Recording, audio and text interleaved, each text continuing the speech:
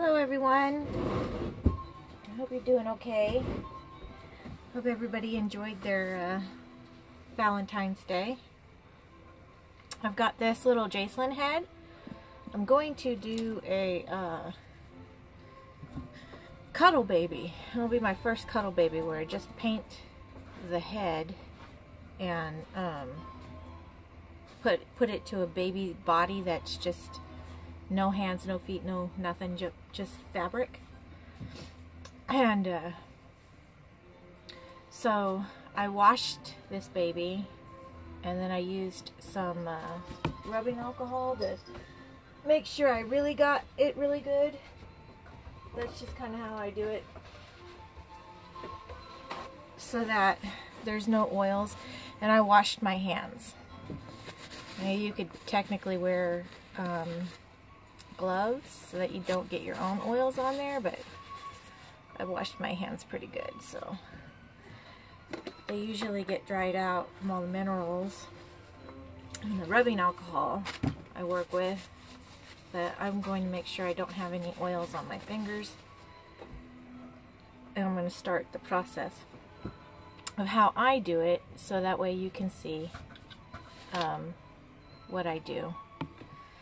So before I do anything, once I've cleaned the kit, I decide if I'm going to drill a hole in the nose. I know that some people are either or, but I'm kind of both. If I think it's going to go to a child or special needs or adult living facility or something, I tend to leave the hole in the, I tend to leave the nose the way it is. You know, I have care instructions, so when I send them off, you know, you're not basic reborning. It's an art doll, even though people cuddle with them and hold them and play with them, it's still an art doll. So you want to make sure that you don't get water in the nose or in the head in any kind of way. So adults who are very careful with their dolls, I don't mind drilling the hole and putting the felt behind the nose so that it is realistic looking. I still think that I can make it realistic looking even if I just use paint, but it's just more realistic, I think. So I do both. It depends on where the kid is going. This one, since it's going to be a comfort cuddle baby, I'm going to leave the nose the way it is. I'm not going to drill a hole in it. So usually when I do the kits, I'm going to do the blues. So I will take a mop brush. I will take blue. This is the blue undertones that I'm going to put on the kit. This makes me most nervous working with the blue and the veining, because it can really mess the kit up right away. But I do it. I'll do it anyways. I start with the blue. So I usually start by putting a blue undertone at the temple.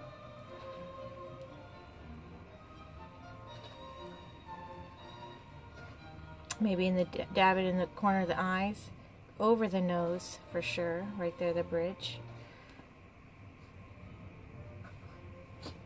And then I want to work kind of quickly with these blue undertones, because I don't want it to pool too much, and I don't want the baby to look crazy sick. So it's a wet dry system. We start with the wet mop,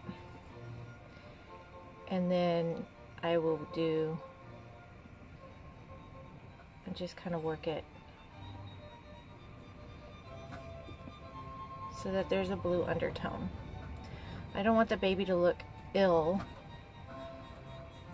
with too much blue, but if you just set the tone,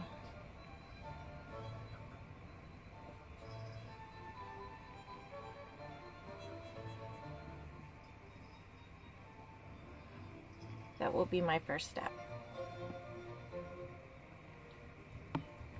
And then I'll probably move on to veining.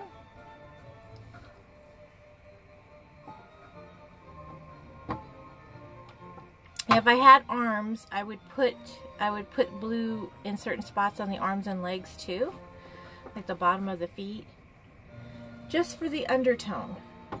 That's what I'm looking for right now, because it sets the tone, and I think the little details like that, make it more realistic.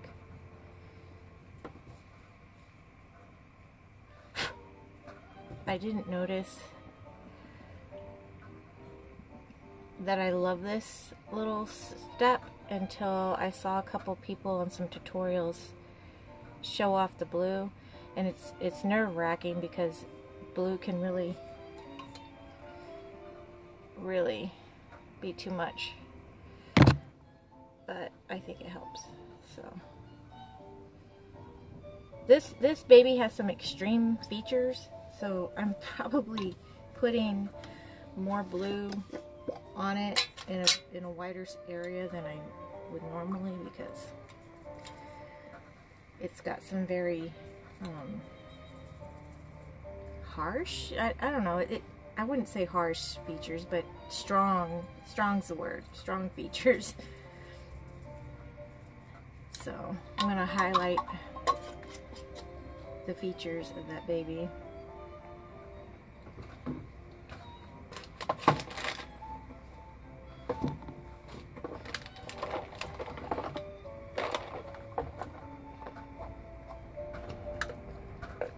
Now I'm getting my paint out so that I can make the veining.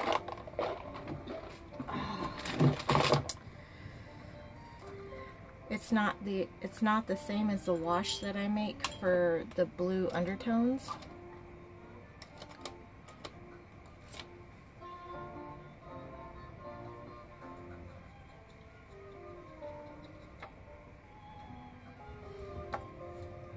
And I get a little nerve-wracking doing this too.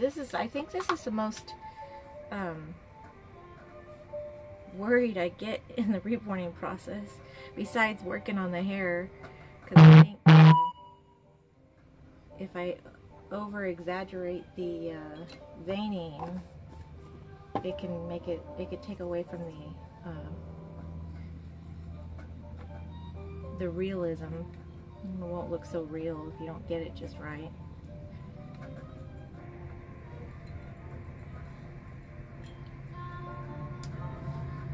So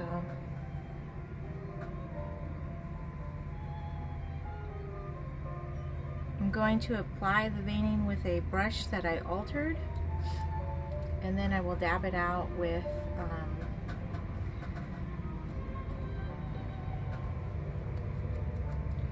a makeup sponge. And I want to start in the back because I don't know how my veining's gonna go on, so it doesn't look so bad.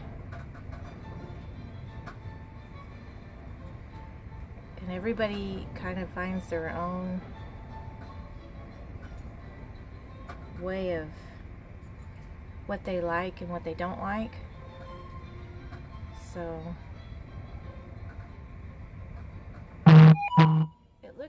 it looks fairly good when you have bald babies. Sometimes you can't really see when all this veining work, but it sets the tone when you root the hair later.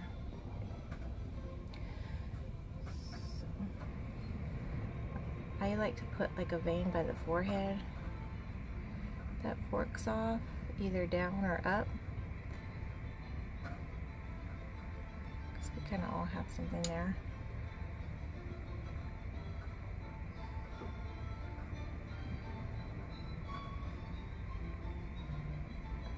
I like to dab out the ends because it makes it look like it's kind of popping in and out of your skin.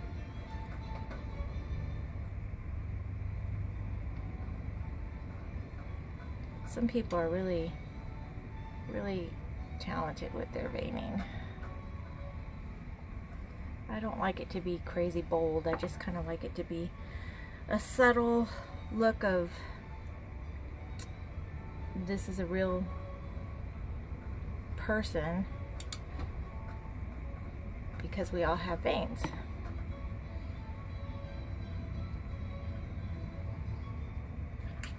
So that's just kind of my technique.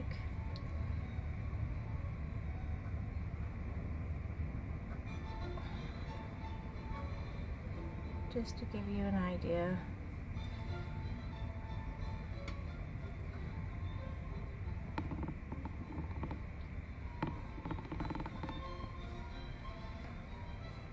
These are such light veins that I might have to add more veining later, just because they might get washed out with all the things, but this is a good start for me. So I've got the blue undertones and I've got veining, basic veining. I'm going to let this dry and then I'll bake it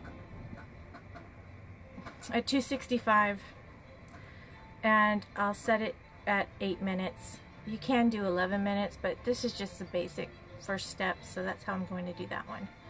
So that's step one, and I'll come back with the next step after I bake this baby and let it cool.